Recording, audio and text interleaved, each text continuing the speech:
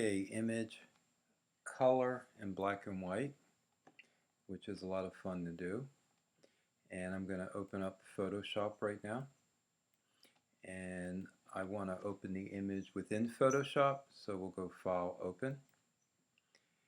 And on my desktop, I saved an image that I thought would be pretty neat to work with. I'll open it up. And it's a pretty dramatic picture of a sunflower with the sky in the back.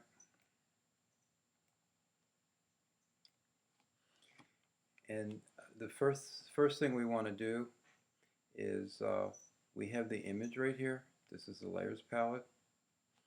I want to come up to adjustments, and if you don't see adjustments, let me close adjustments, go under window, and there it is, adjustments. There's no shortcut, so hit adjustments, and this comes up over here. And during the year we'll be going over different masking here. And this one right here is black and white. This is CS6, they changed it. On the CS5 it's black and white and it's diagonal. And we're going to hit this, and when we do it, watch what happens. The image will go black and white, and then down here in the layers box there'll be a mask. So let's try it out. There's our mask, and there is the black and white. Now the neat thing about this is if we pull the adjustments down, and we can put this over here and pull this down. These are different colors in the image. It goes magenta, blue, and so on. And this is what is really neat about this. You can go to, let's say, the red lever. Anything that's red in that picture will be affected. Now this picture is a little bit too dark, and I want to separate the flower. So let's go to the red first. Go to the right and go to the left, and you can see it makes a really big difference. And remember, what you see is what you get. You know, this is kind of blown out. We're losing details in the highlight. Usually you don't want something like that. You want it to look realistic. So there are a lot of reds in that yellow that make up the sunflower. Now, obviously the yellow is in the sunflower. Let's go to the left and right. This makes it darker. These are all darker, and this makes it brighter.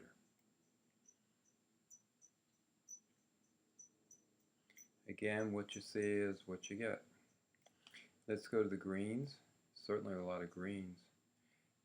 And you can really customize this. Cyans. Lots of times you don't see cyans. Oh, there's cyan in the sky. You can make the sky dramatic. Blues. Certainly for the sky. Very dramatic. And magentas. A little bit of magenta. So we're really finished with the adjustment, and I'll close that.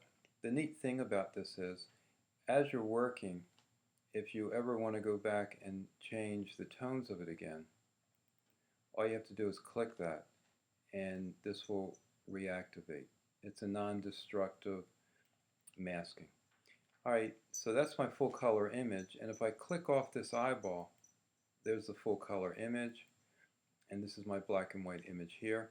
I want to click on the mask right here. I want to come over to the tool palette, and I want black and white. And basically you just hit this arrow, black and white. By the way, if you click on that, you get all different colors. There are a million shades of different colors up here. But we're not doing that on this project. So black and white, and we're going to take the paintbrush, and we're going to make our brush a little bit bigger, and I'm going to keep it a hard edge so it can give me a nice big nice outline. I'm going to pull the image down so I can work on it, and I'm just going to make this picture here in color, and the rest will be in black and white. And you need patience on this. Let's go to the magnifying glass, go to positive, and we'll blow it up. Really neat picture. I'm going to shrink it and hit Command minus, and I'm on the mask, and I've got black, and I've got right here paintbrush. It's the top one, the paintbrush. Make this a little bit smaller, and now wherever I paint, the color will appear, and that's why we call this image color in black and white.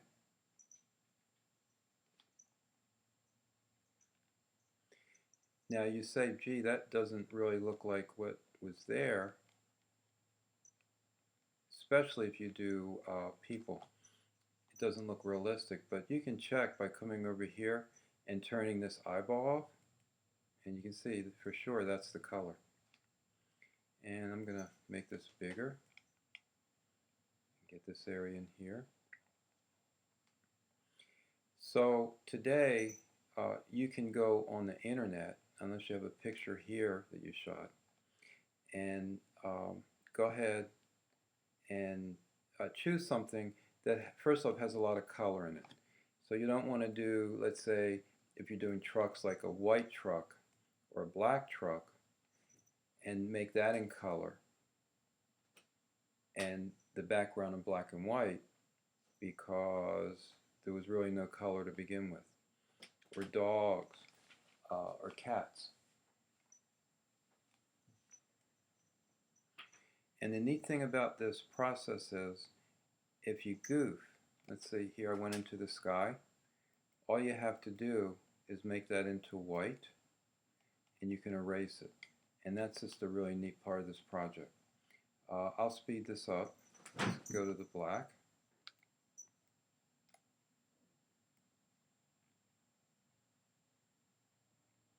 Now you can see I got some blue sky in there, which I don't want.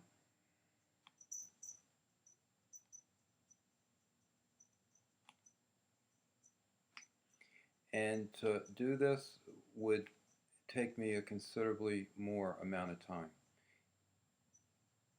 But I want to let you get to work. When you get graded, I'm looking for the edges, that it's really a nice job, that you're not rushing through it. So you can make it bigger. Go to the brush, way too big. We can make this smaller.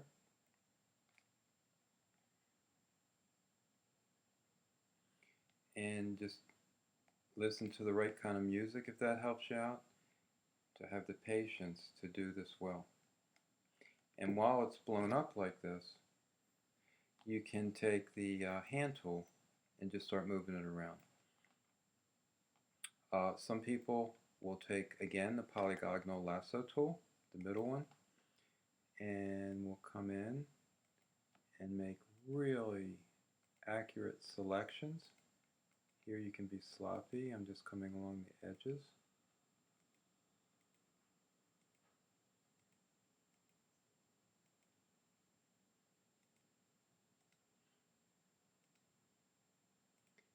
And I'll connect it, get the marching ants.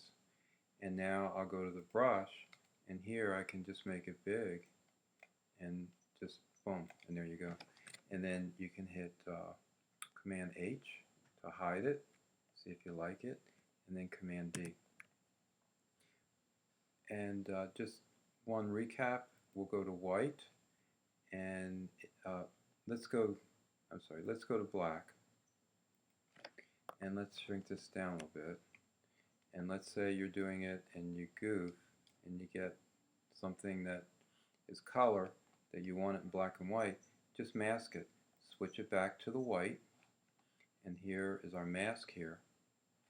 And when you paint it, it disappears.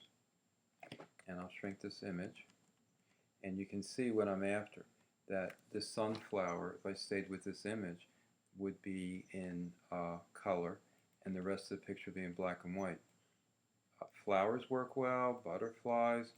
Something has a pronounced color that you really want to make it stand out. And I could do a couple leaves in here, but you again really want to have it magnified. so you can see where you're working. Let's just finish up. It's fun once you start doing it. And it's really going to be a lot of fun when you use your own pictures. So if you have a camera at the house, start taking pictures of things that you think would work well in black and white. And this week we'll also be going out in class and photographing different subjects and objects for black and white. And you'll be loading these on the Snap server in the class. But remember, if for some reason you can't log in, you really should have a USB here. I don't like that, so I'll go here. You should really have a USB to back up so you can copy your work. And I'll hit Control minus, and I think you're getting the idea. Also, if you hit the F key, if you want to look at it, it'll make it gray. And hit the F key again, it goes black, and you can really see your image nicely. Now maybe you would have chosen to keep this in black and white and done a couple of these in color. You're the artist. You choose what you want. And you can see, I've got some problems here. It's sloppy, and I'd really have to take my time. But I'd like to see you get to work. So this is color, black and white on CS6, and I'll hit the F key again. And we created this mask through adjustments. And again, if you click on this, these colors come back, which is really great, so you can always readjust it as you go along. And this is just adjusting the blacks and the whites. All right, you're next. Have fun, and look forward to seeing your work. Thank you.